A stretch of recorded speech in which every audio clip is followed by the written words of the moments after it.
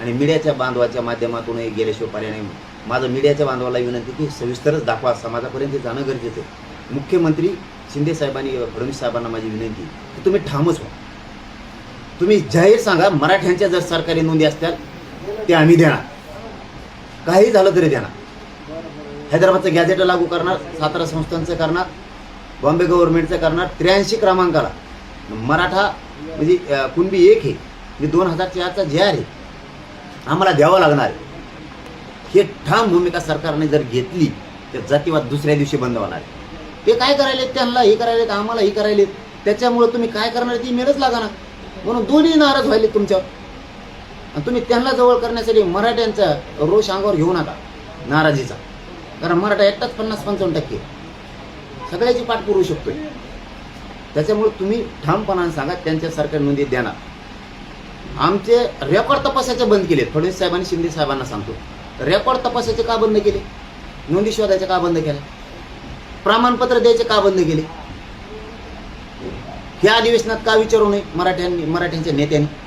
ओबीसीचे नेते मिळू नये म्हणून तिथं आरडायला लागले. मराठ्यांच्या नेत्याने का बोलू नये? का प्रमाणपत्र देत नाहीत? आता ऍडमिशन आहे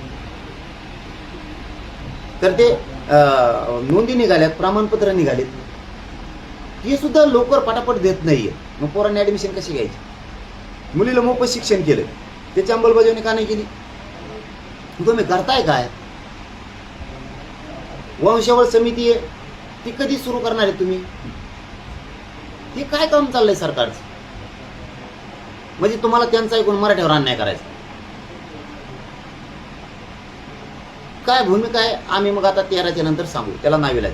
आणि मी एकटा पडलोय ना, त्याचा वेगळा अर्थ काढायला काही लोक, एखादा अर्थ पत्रकार बंधू वेगळा अर्थ काढायला लागलाय. एकटा पडला, अरे बाबा एकटा पडलोय त्याचा अर्थ असा आहे की ओबीसीचे सगळे नेते एकत्र आलेत, त्याने आणलेत छगन भुजबळ आणि मराठ्यांच्या विरोधात दंगली होत्याना असं रान उठवले.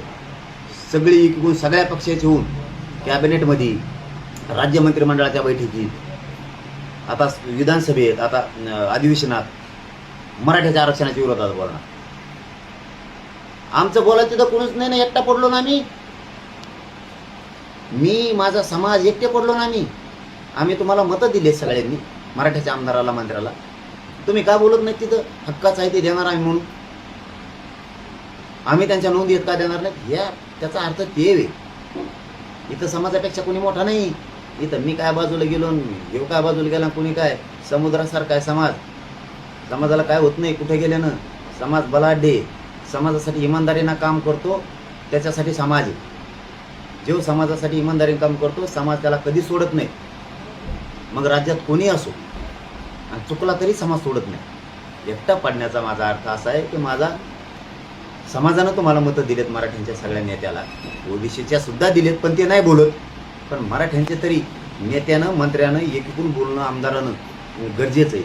ही आमची विनंती आहे त्यांना. की इथून पुढं सुद्धा विनंती की मराठ्यांच्या सगळ्या आमदार, मंत्री यांना विनंती आहे की सगळ्या पक्षातले आमदार, ओबीसीचे मंत्री एकीकडून बोलायला लागले आणि आरक्षण देऊ नये म्हणून त्याच अधिवेशनात आवाज उठवतो, कॅबिनेटमध्ये आवाज उठवतो. मराठ्यांच्या आमदारांनी आणि नेत्यांना सुद्धा विनंती आहे की माझं किंवा माझ्या समाजाचं तिथं हक्काचं कोणी नाही आहे म्हणून आम्ही एकटे पडलोय, तिथं आवाज उठवा, समाजाच्या पाठीशी उभा राहा, मराठ्यांच्या हक्काचं ओबीसीला आरक्षण द्या, मग आम्ही एकटे नाही पडणार. एकटे पडण्याचा माझा अर्थ तसा आहे की आम्ही एकटे पडलोय, आमच्या कोण बोलायला कोणी नाही संसदेत, विधानसभेत.